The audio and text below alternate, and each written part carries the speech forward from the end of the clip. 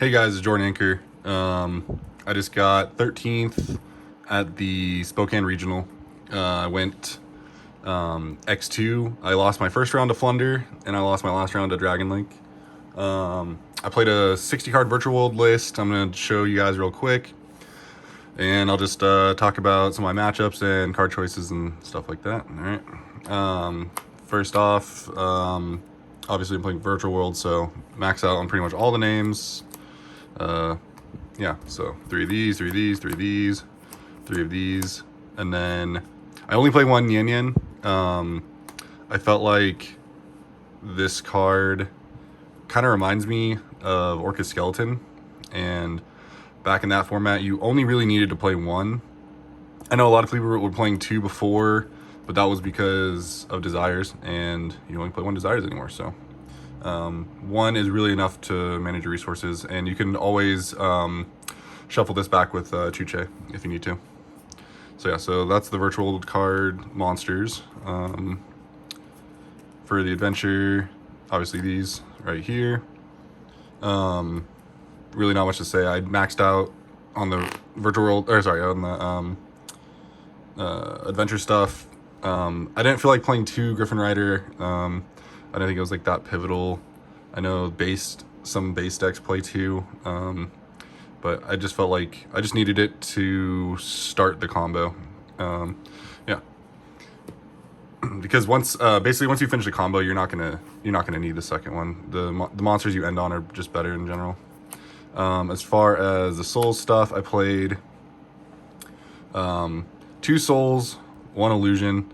Originally I was playing two Illusion, and then I realized I'd rather just cut the second Illusion for prep, because on a hand where I would open two Illusion or Illusion prep is much better, because you would just, search the Souls, and then that's the discard that you can use. If you open two Illusion and you play two, obviously it's unlikely, but when it happens, it's like, wow, that's not good. So there you go. Some of the other kind of spicy but bricks, you know what I mean? I play these four guys. Kept seeing this in my hand, which is super annoying, but you need this for the combo for Cupid Pitch. It's really important. Scythe, obviously we're in a Scythe format. I feel like if you are playing a combo deck, you should be able to end on this. Yeah, not much more to say about this card, but if you're playing combo, you should be playing this. Fairy Tale Snow overachieved this regional. This is like one of the best cards in the deck. Honestly, I won many games. This card not being once returned is just dumb. And the combo itself sets this up really well, because it sets it up with at least like two activations. You just go through so many cards. Destrudo came up a couple times, not super crazy, but it is part of the combo, so I mean, you do got to play it. And the 4,000 really didn't end up mattering too much anyways. So yeah, so that's pretty much all of the main monsters outside of hand traps. For the hand traps, I went really heavy.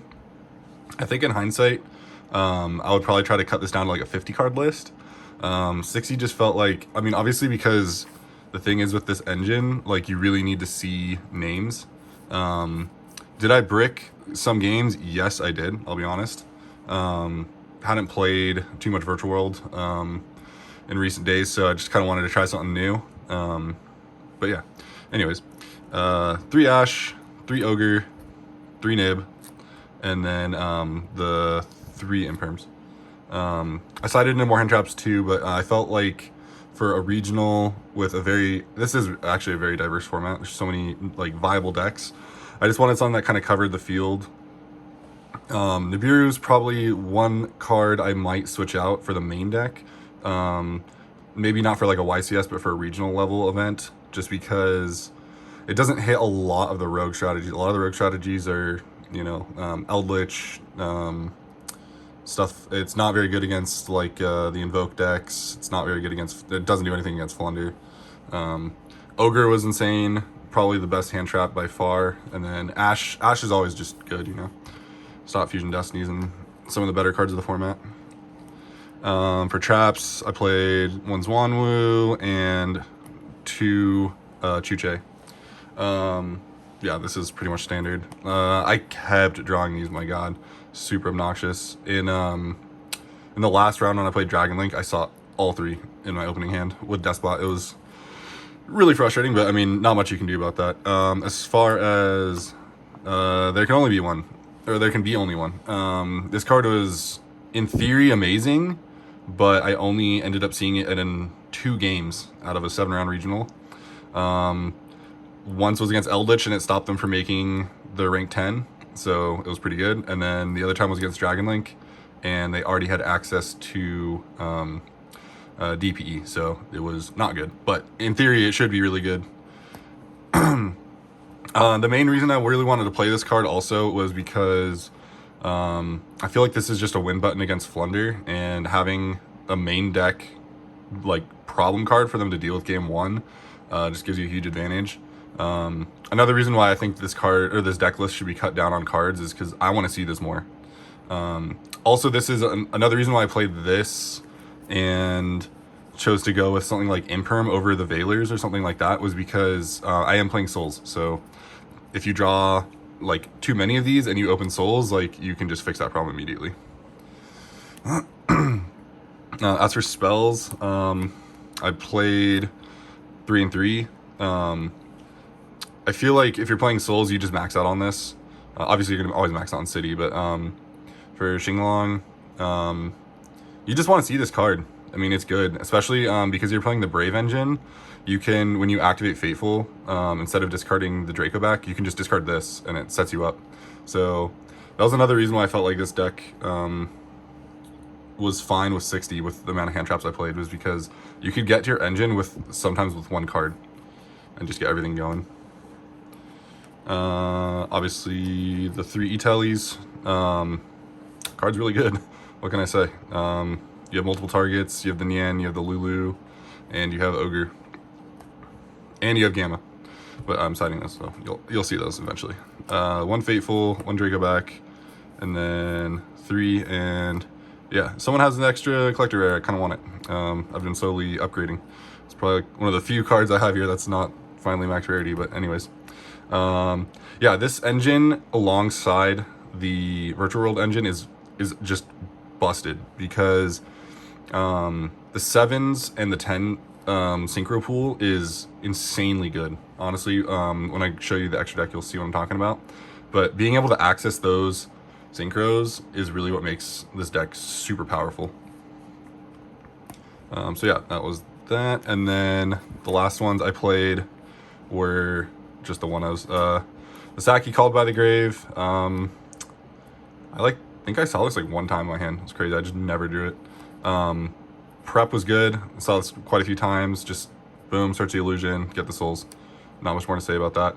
Also, another reason why I like this over playing 2 souls, or so 2 illusion, is because I'm playing snow. So this is just, I mean, it's not like a huge factor, but it does allow me to see just an extra card engraved for snow material.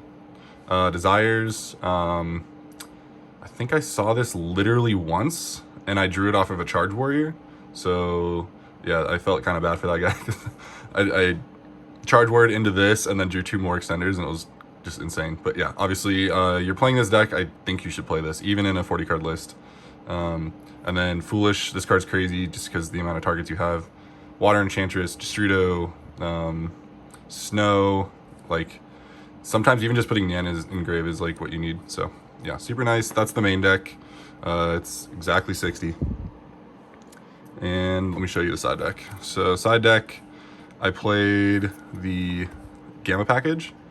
I'll be honest, this should have gone in place for the nibs, in my opinion. I think this just is better, especially in this deck where you have Nian and you can shuffle back your driver and like draw late game Gammas and then do it again. So you can resolve this for like multiple times.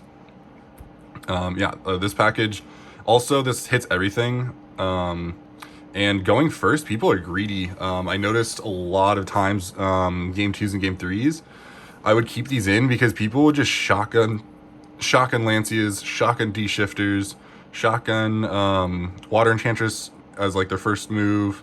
And honestly, if you're resolving this on your turn, This is full combo by itself because this immediately gets you into Needle Fiber.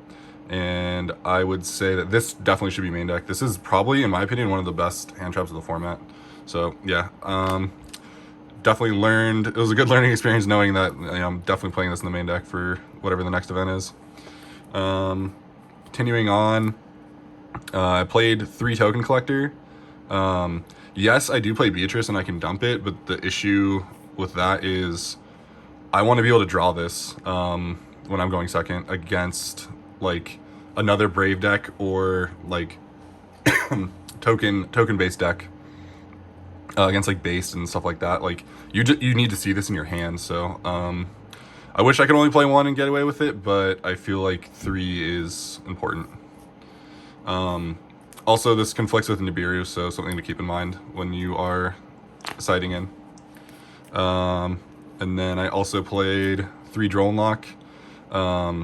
This is mostly for Flunder, but it's really good against like Invoked. It's good against, maybe like the random Drytron player you're gonna play. There's just a lot of matchups where like this is just this is actually just the best hand trap. And then there's a lot of matchups where this is just doesn't do anything. Like it just trades and you just kind of neg 1. Yeah, not my favorite hand trap, but in the matches that it's good in, you need it. So I would say this should be a mandatory 3 of in your side deck, this format. And then I played 3 Lightning Storm. I didn't play Twin because I felt like my hand side, like I don't want to be able to like pitch cards as much. I know it sounds kind of weird because like, yeah, obviously you want to pitch Xinglong, but I just feel like your hand is important. So you don't want to just like give away free cards. And this does it the best in my opinion. There's also, I was thinking about playing like Red Reboot and Harpies, but this also just trades out with Baron, like the Baron negate really well. Because I don't know, for some reason no one ever puts it in defense. I just felt like this card, also this card's amazing against Eldritch if they don't have the Heavenly, which I mean they won't always have it because most of those lists only play 2. So I mean if they don't have it and you draw this, like usually it's just a insta win right there. Yeah, I really like this card. I felt like this card was really solid and definitely won me a couple matchups. It's also really good against Striker. A lot of those Striker decks seem to go more back row heavy for some reason. Play less hand traps, which I found surprising. The last card was, or last cards, Banshee Zombie World, Necro World, Banshee, and Zombie World. I sided this in multiple times, and I feel like every time I sided it, I just like didn't open combo. So I can't really tell you how good it is, but in theory, this is amazing against Flunder because then they can't tribute summon their guys, and then it's also good against like Dragon Link because they can't go into their dragon plays because they're all zombies. I think there's probably some other decks I'm like spacing out on for application, but yeah, this in theory is really good. I couldn't tell you how it performed because it never, like Zombie World literally never hit my field in 7 rounds. So yeah, okay, so on to the extra deck. This was the best card this weekend. Jui just like overperformed. Like this card is so good. Honestly, like this card, I kind of want to play like 2 or something. Like this card just kept coming up, and the ability to reborn it with like Lao Lao is like insane. Being able to get it back with this Wanwu as well, so like you can just keep grinding with it is amazing. One of the other things I found that was cool was when you do like the Souls play with Illusion, that makes this like live. Like it makes this instantly live, which is super nice. And the other thing too is Scythe and Beatrice, like once you do that, like it also makes it live. So there's other ways outside of like just the Virtual World engine to turn this and make this like incredibly good. Yeah, so this was probably this and this card. These are the best 2 cards of this weekend. Chang Ying is just a dude. I mean, this guy's just a beast. This card with Snow is just like honestly not fair, especially because like the Snow not only makes him more or like increases his attack and decreases your opponent's attack, but it also triggers the other effect, which is the banish, and you can just do it every turn. Like one of the cool things you can do with this card with Snow is like summon Snow, battle phase, crash it, summon Snow, battle phase, crash, and keep doing that till you empty out your entire graveyard, and then they have like 0 attack and this thing's at like 6,000 and just kill them. So yeah, I really like this card. And then some of the like combo pieces plus more like kind of generic stuff. Obviously, Baron, Defleur, Stardust Charge Warrior, Yazi, Shooting Star, Shen, or sorry, not Shooting Star, Shooting Riser, Omega, and Vermilion Mech.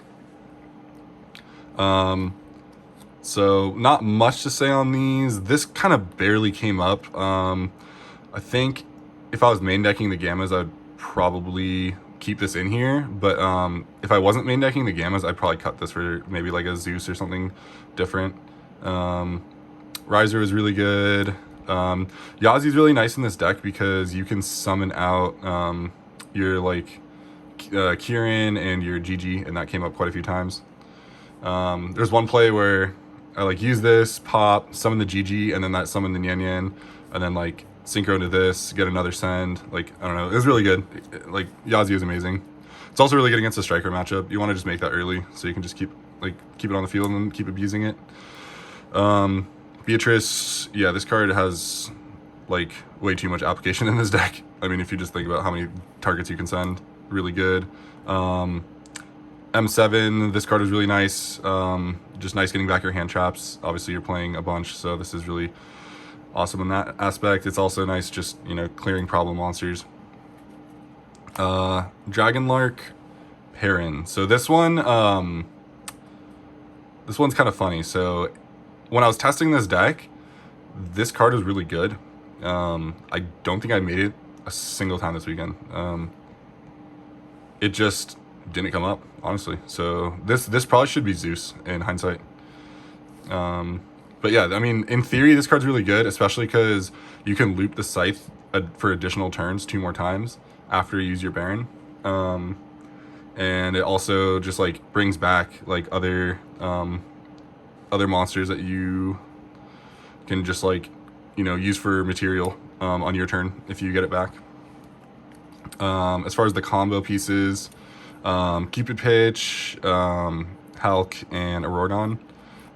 Cupid Pitch, honestly, was another one of the best cards. The burn effect is so important in a combo deck. I can't like iterate how important it is, especially going back to like, you know, IRL with 40 minutes. Having the ability to burn like in the middle of your combo without using any other extra deck slots or any other like cheese cards, like, is amazing. And then obviously this being able to search your Lulu and your Kieran is just insane. Yeah, this card, if you're playing Virtual World, I feel like this must be in your extra deck. Like, some way you got to find a way to fit it in.